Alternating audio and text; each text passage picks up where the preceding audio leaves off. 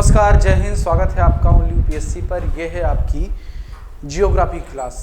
इससे पहले की जो क्लास हुई थी उसमें हमने गर्म हवाओं पर बात किया था। इस क्लास में हम बात करेंगे स्थानीय ठंडी हवाओं पर। किस पर? स्थानीय ठंडी हवाओं। स्थानीय ठंडी हवा आप लिख लीजिए, ठीक है ना। इस पर हम बात करेंगे। और पिछली क्लास में मैंने आपको पूरी एक लिस्ट बताई थी कि जो महत्वपूर्ण गर्म हवाएं हैं, जैसे फान मैंने बताया था आपको, आल्प्स पर्वत पर बहती है। आपको मैंने चिनूक बताया था जो कि यूएसए कनाडा में आपको देखने को मिलता है।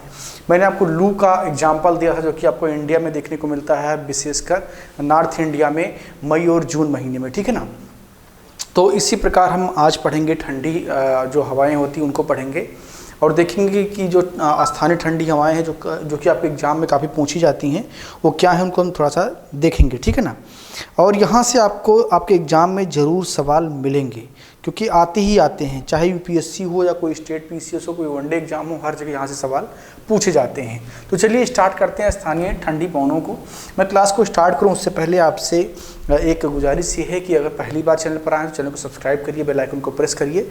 अगर आप तैयारी कर रहे हैं वनडे एग्जाम की, यूपी पीसीएस की या किसी अन्य स्टेट पीसीएस की, या आप यूपीएससी प्री 2023 की तैयारी कर रहे हैं, तो आपके लिए बहुत ही अच्छा एक माध्यम है। यहाँ पर कोई फीस आपसे नहीं ली जाती, संपूर्ण तैयारी जीएस की फ्री में कराई जाती है, ठीक है ना। तो देखेंगे स्थानीय ठंडी हवाओं को। सबसे पहला नंबर इसमें हमारा है मिस्ट्रल। क्या है? मिस्ट्रल।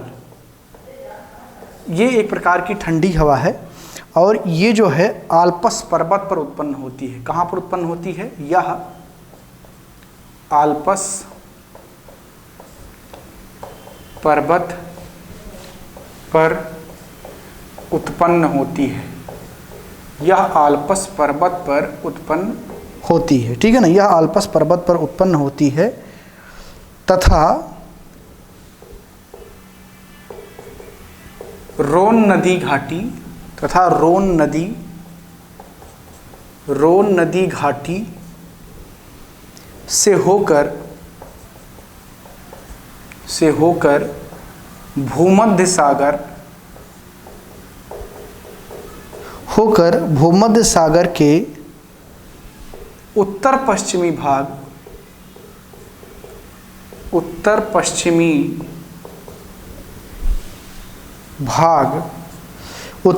भाग तथा फ्रांस को प्रभावित करती है, ठीक है ना। तथा फ्रांस को प्रभावित करती है। यह बहुत ही ठंडी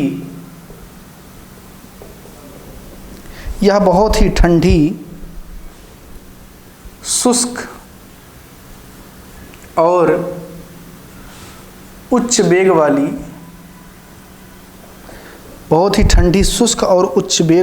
वाली जो है पवन है। अब आपको इसमें याद क्या रखना है, आपके एग्जाम के लिए क्या इंपॉर्टेंट है। तो सबसे पहली बात, ये उत्पन्न कहाँ से हो रही, तो आल्प्स पर्वत से उत्पन्न हो रही, ये बात बहुत इंपॉर्टेंट है। इसके अलावा ये प्रभावित जिस क्षेत्र को करती है वो क्या है, तो भूमध्य सागर का उत्तर पश्चिम का पूरा इलाका, और इसके अलावा फ्रांस को ये प्रभावित करती है। तो ये इंपॉर्टेंट बात है यहाँ पर, ठीक है ना। तो दो चीज़ आपको याद रखना है कि ये क्या है, एक ठंडी हवा है, स्थानीय पवन है जो कि आल्प्स पर्वत पर उत्पन्न होती है, और इसका जो इम्पैक्ट वाला इलाका है वो क्या है, भूमध्य सागर का उत्तर पश्चिमी पार्ट और फ्रांस है, ठीक है ना। इसके बाद में जो दूसरा है आपका इम्पॉर्टेंट वो है बोरा। यह भी ठंडी स्थानीय पवन है। यह भी ठंडी स्थानीय पवन है जो कि एड्रियाटिक सागर के उत्तर पूर्वी किनारे पर उत्पन्न होती है। एड्रियाटिक सागर के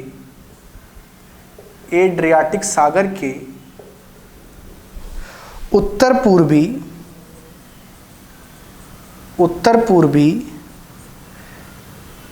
तट पर उत्पन्न होती है।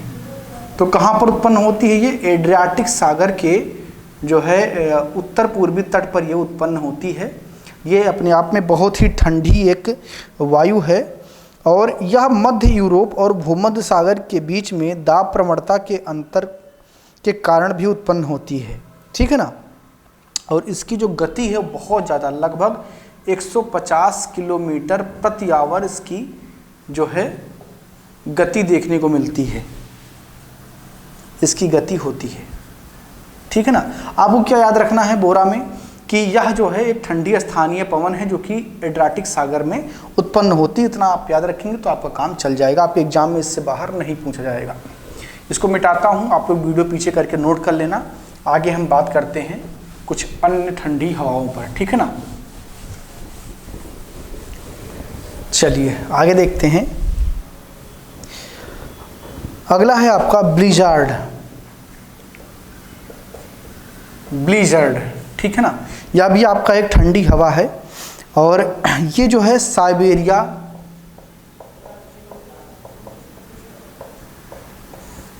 कनाडा, साइबेरिया, कनाडा, संयुक्त राज्य अमेरिका, संयुक्त राज्य अमेरिका आदि को प्रभावित करता है, आदि को प्रभावित करता है, ठीक है ना। तो ये प्रभावित किसको करता है? साइबेरिया को, कनाडा को, संयुक्त राज्य अमेरिका आदि को ये प्रभावित करता है, ठीक है ना। इन पवनों की जो गति होती है 160 किलोमीटर प्रति आवर के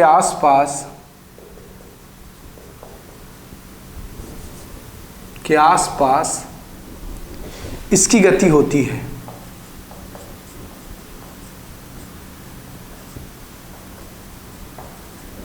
ठीक है ना। और ये जो है रूस के टुंड्रा प्रदेश एवं साइबेरिया क्षेत्र में जो है काफ़ी ठंडा मौसम को कर देता है। जो टेम्परेचर है लगभग -70 डिग्री के आसपास पहुंच जाता है, तो ये अपने आप में काफ़ी खतरनाक भी होता है। अगला देखेंगे है बुरान। क्या है? बुरान। ये भी एक प्रकार की ठंडी हवा है जो रूस एवं मध्य एशिया में बहती है, जो रूस एवं मध्य एशिया में बहती है, ठीक है ना। अगला है आपका नार्दन। क्या है? नार्दन। इसको मिटाते हैं।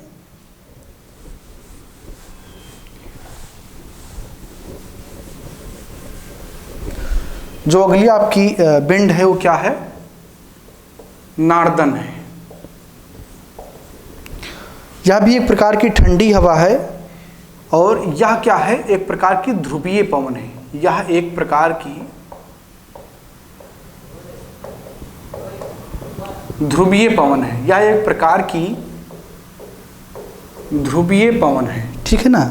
क्या है? यह एक प्रकार की ध्रुवीय पवन है और ये जो है दक्षिणी अमेरिका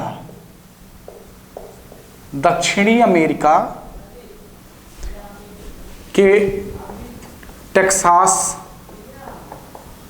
एवं खाड़ी तटों पर देखने को मिलती है। खाड़ी तटों पर इसका प्रभाव होता है, ऐसे लिखेंगे, इसका प्रभाव देखने को मिलता है, ठीक है ना। तो आपको इसमें क्या याद रखना, नार्दन में क्या आपको याद रखना है कि ये जो है कहाँ पर बहती है? दक्षिण अमेरिका में आपको देखने को मिलता है, जो टेक्सास उसका एक राज्य है वहाँ पर। इसके अलावा खाड़ी तटों पर भी ये देखने को मिलता है और ये भी अपने आप में क्या है? एक ठंडी हवा है। आगे देखेंगे पैम्पेरो। क्या भी एक प्रकार की स्थानीय ठंडी हवा है। ये जो है अर्जेंटीना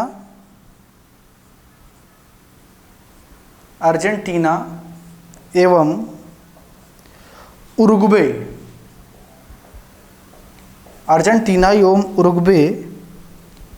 में बहती है। और ये भी आपका एक इम्पॉर्टेंट है, ठीक है ना। तो इसको भी आप लोग याद रखेंगे। और कभी कभी ये चक्रवातीय वर्षा भी कराती है। कभी कभी यह चक्रवातीय वर्षा का कारण भी बन जाती है।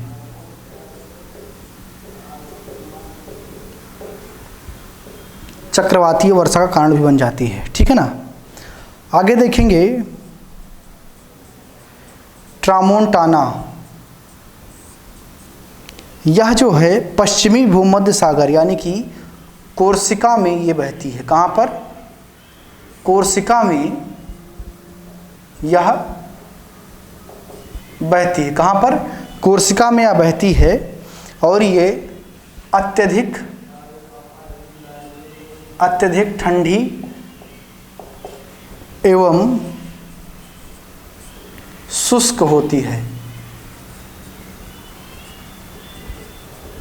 तो इस प्रकार आपने देखा कि जो ये 7 से 8 आपने देखा अलग अलग नाम ठंडी हवाओं की, ये बहुत ही इंपॉर्टेंट है, हर बार एग्जाम में पूछे जाते हैं एक ना एक। तो कोई भी एग्जाम की आप तैयारी कर रहे हो, किसी भी स्टेट पीसीएस की तैयारी कर रहे हो, तो ये बहुत इंपॉर्टेंट है। इसमें याद क्या रखना है कि कौन सी हवा कहाँ पर बहती है, ये याद रखना, और ठंडी गर्म का लक्षण याद रखना कि कौन सी हवा ठंडी है और कौन सी हवा गर्म है। उनका एक लिस्ट आप लोग बना लेंगे तो आपके एग्जाम में ये सवाल आपके गलत नहीं होंगे। आते यहाँ से सवाल हैं। तो उम्मीद करता हूँ कि आपको ये सारी चीज़ें समझ में आई होंगी, आपने इसको नोट किया होगा। मिलते हैं अगली क्लास में, हम इसके आगे बात करेंगे। हमने विंड्स पर पूरा बात कर लिया है पिछले 3, 4, 5 क्लासेस में। आगे इसके हम किसी नेक्स्ट टॉपिक पर बात करेंगे। अगर आपको इसमें कुछ समझ में ना आया हो, कोई संदेह है, कोई डाउट है, तो उसको कमेंट बॉक्स में ज़रूर लिखना, हम उस पर भी बात करेंगे। और आखिर में फिर आपसे बता दूं कि अगर आप किसी भी स्टेट पीसीएस की तैयारी कर रहे हैं, यूपीएससी की तैयारी कर रहे हैं, तो आप हमारे चैनल को सब्सक्राइब करिए, बेल आइकन को प्रेस करिए, ताकि कोई भी नोटिफिकेशन आपसे मिस ना हो। पूरी की पूरी तैयारी यहाँ पर फ्री कराई जाती है। इसके अलावा इस वीडियो के डिस्क्रिप्शन बॉक्स में हमारे ग्रुप का टेलीग्राम ग्रुप का लिंक भी आपको मिल जाएगा, जहाँ पर बहुत सारे पीडीएफ नोट्स और पंपलेट आपको फ्री में मिलते हैं, जो आपके एग्जाम में बहुत हेल्पफुल आपके लिए हो सकते हैं।